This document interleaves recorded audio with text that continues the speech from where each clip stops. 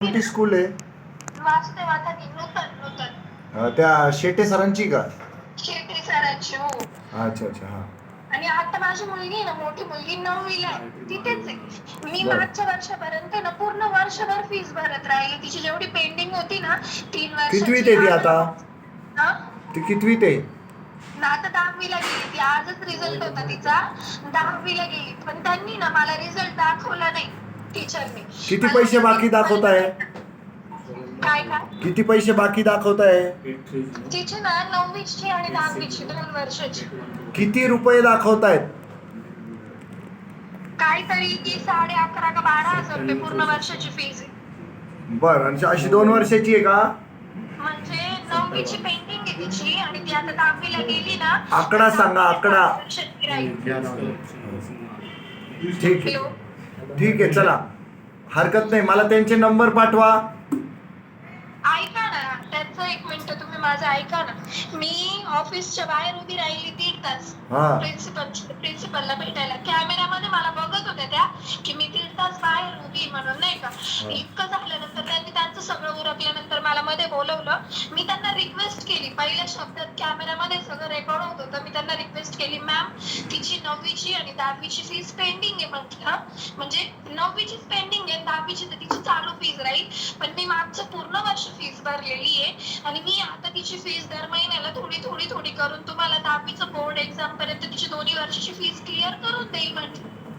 त्यांनी मला पहिल्या शब्दात त्या मॅडमने काय वापरलं, जमणार नाही. 2 दिवसांनी स्कूल भरणार आहे म्हणे सोमवारपर्यंत तुम्हाला तिची पूर्ण 1 वर्षाची जी 9वीची पेंडिंग फी आहे ना म्हणे ती भरावी लागल. जर नाही भरली म्हणे तर मी तिला बसून देणार नाही म्हणे 10वीच्या वर्गामध्ये. तर म्हटलं मग तुम्ही मला एका कागदावर लिखित द्या की तुम्ही तिला बसून देणार नाही फीसच्या कारणामुळे. नाही लिहून देणार म्हणे. तुम्हाला कोणाला कंप्लेंट करायची तिकडे कंप्लेंट करा म्हणे. तुम्हाला कुठं काय तक्रारी करता येईल त्या तक्रारी करा म्हणे. बसून देणार नाही म्हणे. त्यांनी माझ्या लहान मुलीच्या वेळेस पण इतकं, आणि ह्या मोठ्या मुलीला त्यांनी पूर्ण मागचं 9वीचं पूर्ण वर्षभर क्लास टीचरने पण आणि प्रिन्सिपलने पण इतकं टॉर्चर केलं ना म्हणे, तुझ्या बहिणीला शाळेतून उचकून दिलं. मग पोलीस स्टेशनला नव्हत्या गेल्या?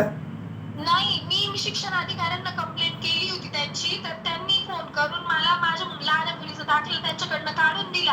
पण आता हिचं 9वीचं वर्ष होतं. मी हिला त्या मुख्याध्यापक मॅडमचं नाव सांगा. कोण? मुख्याध्यापक मॅडमचं नाव काय आहे? वृषाली कातकडे. हा, आणि शाळेचं नाव काय आहे? वासुदेव अथानी.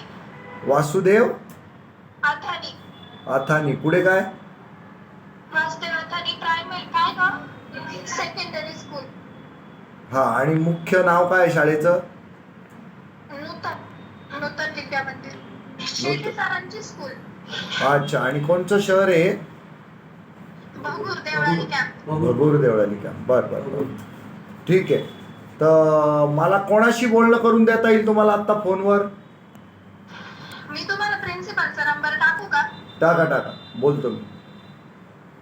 त्यांच्याशी काय मला वाद नाही घालायचा, पण त्यांना सांगा की ते भरणार आहे